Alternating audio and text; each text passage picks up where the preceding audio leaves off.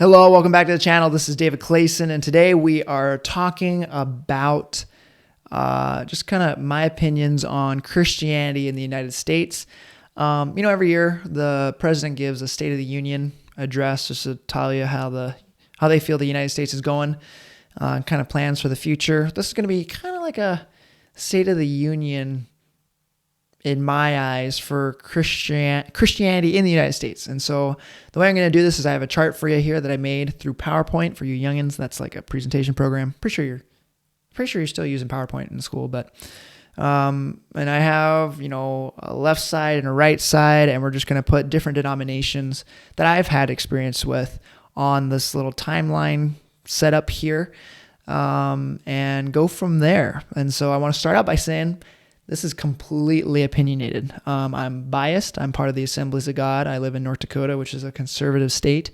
I've grown up and I grew up in Washington State, which tends to be a more liberal state. But so I have different experiences here than you do, or the next person does. And because of that helps shape my view. And then, ultimately I do my best to get my thought life, the way I teach things, the way I think about things biblically. So the Bible is my foundation there when I'm going throughout this.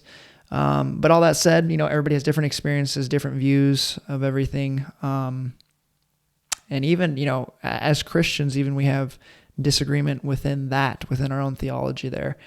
So you look at this chart. This isn't to make anybody mad. This is just kind of like a fun little video I've been wanting to do here. So you are more than welcome to disagree with where something is at on this chart. I don't put any denomination on this chart where it's at to make people mad, but just like us, where I kind of feel like it's at. And if you're not part of any of the denominations I listed, I only did the denominations I have experience with personally, whether that's working with them in ministry or just knowing people that are part of that denomination. So that's the disclaimer, I guess, for this video. It's just kind of like a fun thing. So, the first thing, you cannot start out a video like this without doing this right here. Theology, Arminian and Calvinist. Again, I'm biased. So, let's backtrack here. I need to explain my chart. So my chart here, we got a right side, left side. I didn't want to use political terms, but, that's just the way to make it the clearest, I guess. So on the right side, of course, conservative, and that's like the extreme. So that's, freedom, Trump, guns, coffee, God, and in that order. The right side, the issue there is that they've made an idol that they have put before God, whether that's freedom, whether that's keeping their rights, whether that's a president, whatever it is, they've put that before God. And so that's something like that has become an idol for them. And on the left side, you have the liberal. They're more liberal in their theology, more liberal in their views. And ultimately their idol, and both of these sides are dealing with idols here. Their idol is themselves. They want to be able to do what they want, do what they feel, find power in themselves and everything like that. So I have, they're pro-self. That's, they themselves are their idols. And they tend to be pro-choice because they want to make their own choices, have the freedom to make their own choices because, they're pro-self. Homosexuality is not a sin is what you tend to hear from churches or denominations that are closer to this side here, because, whatever sexuality you have, because you're pro-self, go ahead and do it. And then, you even hear like they are mini gods, or like we are mini gods when you go to a denomination like this. You find power in yourself. Yeah. So and they scramble up their theology from like we are created in the image of God, and then, whatever is you bind here on earth can be bound in heaven, stuff like that. And it's really mixed up. So this is a chart. And again, I'm biased. I am Arminian in my theology, which, in the Assemblies of God, the majority, I think, of ministers are. So I'm going to put that closer to the middle there. And the middle is like where you want to be, moderate, biblical, when it comes to like churches and denominations. So the middle is where you want to be. And then Calvinists, I put you a little more to the conservative side. I think you guys tend to be more conservative in your views than Arminians. But ultimately, and at the end here, after I list all the denominations, I will say this too, but ultimately, people, they tend to be like a hybrid of the two or one of the two there and not realize they're one of the two. But if you know that you're Arminian, or you know that you're Calvinist, or you know the difference between the two, I would say that you're pretty set in your faith. And at the end here, I'll talk about, well, these denominations, they're preaching getting people to heaven, and these ones aren't. I think, again, if you know the difference between Arminianism and Calvinism, those theology thoughts there, or spheres there, I think you're pretty, you know where you stand with God, and I think you're going to be with the Lord. I had this thought when I was making this for Calvinists, since you're believe people are elected to go to heaven. I wonder if there's like anybody that is, the Calvinist theology, if they believe in that and subscribe to that. If, hey, subscribe to the channel too. Boom. Subscribe to that. If there's any Calvinists that believe that they are one of those people that aren't elect but still believe in Calvinist theology. I wonder if there's anybody like that. I think for the most part, someone who's a Calvinist believes they're one of the elect going to heaven. I don't know. That's just a thought. Anyways, okay, so that was kind of a fun slide there. Going to more serious here. Again, I don't have every denomination on here, just the ones I have experience with in my own life. So let's start on the right side there. We have Baptist and Catholic. Both, they tend to be pretty conservative.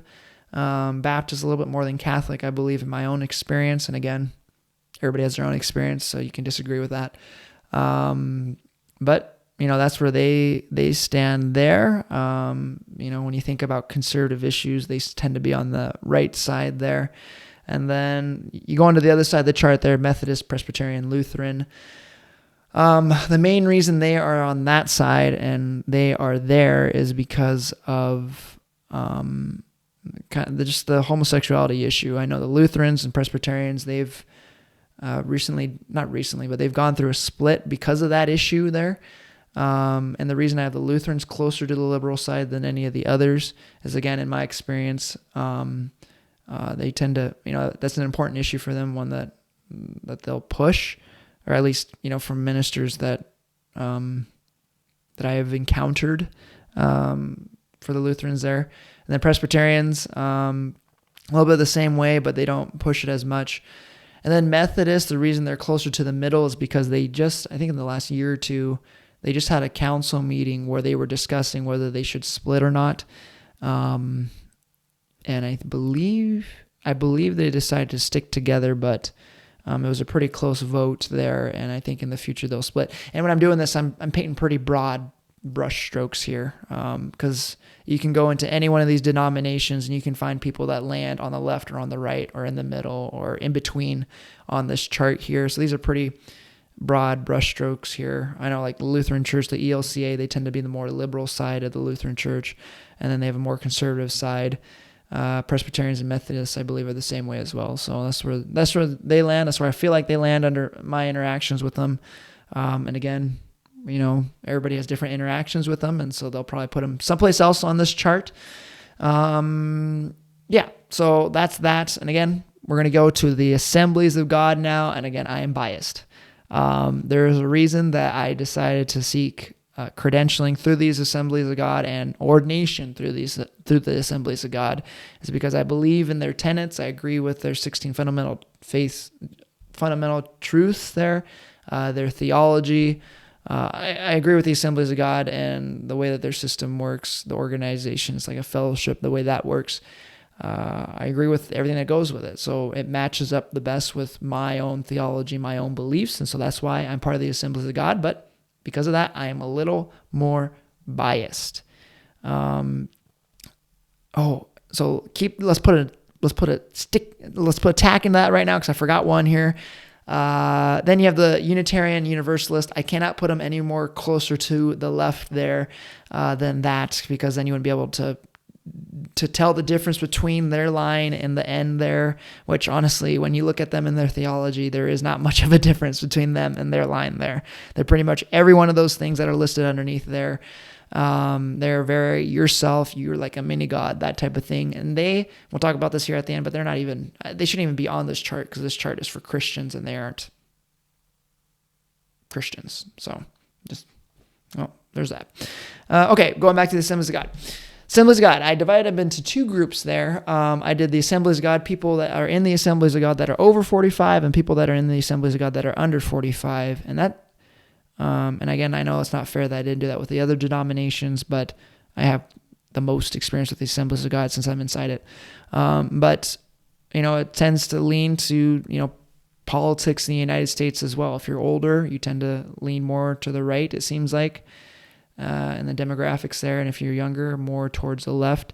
I don't think the younger ones in the Assemblies of God are liberal enough to be put on the other side of moderate there, but they are a little more liberal than the conservatives. And again, you have both extremes there. And even in the Assemblies of God, you can find some all on the left or some on the right there too. But that's where I just tack it together. And I think, honestly, I may have tricked you getting you to this video, but the point of this video, or the main thing I wanted to say about this video, is on this next slide, is salvation. As you can see, I have put the denominations listed here in this range there. Unitarian Universalists, they are not in there. They don't know the keys to salvation, as it's said down there at the bottom. So they're, I already said that, but there's a reason I phrased it this way: know the key to salvation, which is faith in Jesus Christ. I was thinking about originally putting it as these ones are saved and putting them in the line, but that's not true, because something to realize, something to understand is just because you go to church on Sunday morning, you go to a worship service during the week, whatever, doesn't mean you're part of God's church. Going to church doesn't make you a child of God. And there are Baptists, Catholics, people in the Assemblies of God, Methodists, Presbyterians, Lutherans that go to church. They identify with those denominations there, but they aren't going to heaven because they don't have a right relationship with the Lord. And so there will be Baptists, Catholics, people in the Assemblies of God, Methodists, Presbyterians, and Lutherans that once the Lord returns and calls up his servants, they'll be left behind, and there will be those that are going with the Lord as well in each one of those denominations. And so that's why I phrased it in that way, that they teach that foundation there, that Jesus is the way, the only way to heaven. You got to go to him and take that gift of having your sins forgiven through his blood. And if you don't know what I'm talking about, you got the scripture references there at the bottom as well. But they're all within that. And then after that, that's where you start to see the split in theology. That's why you see such a separation on the chart here, because there's differences in theology. But for the most part, they get Jesus is the way. Jesus himself said, I am the way, the truth, and the life.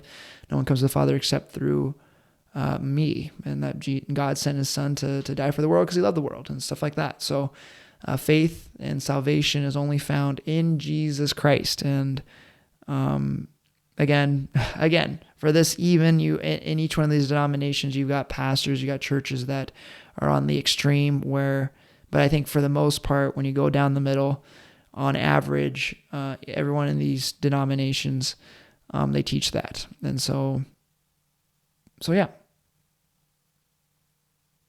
I think that's my last slide there. This is kind of the final chart. What do you think? What do you disagree with? What do you agree with?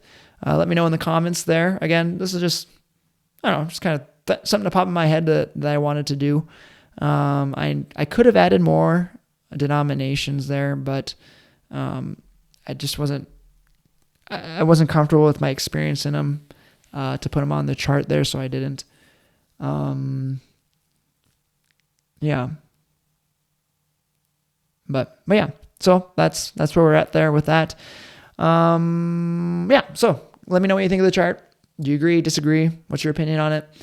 But with that, that's the video. So I'm going to close it off. Thank you guys for watching. Hey, if you like stuff like this, let me know, and give me some ideas too if you want to cover some stuff. Or want me to cover some stuff or make a video on, and if there's something that would pique my interest in doing, I would definitely check it out. But leave that in the comments there, and yeah.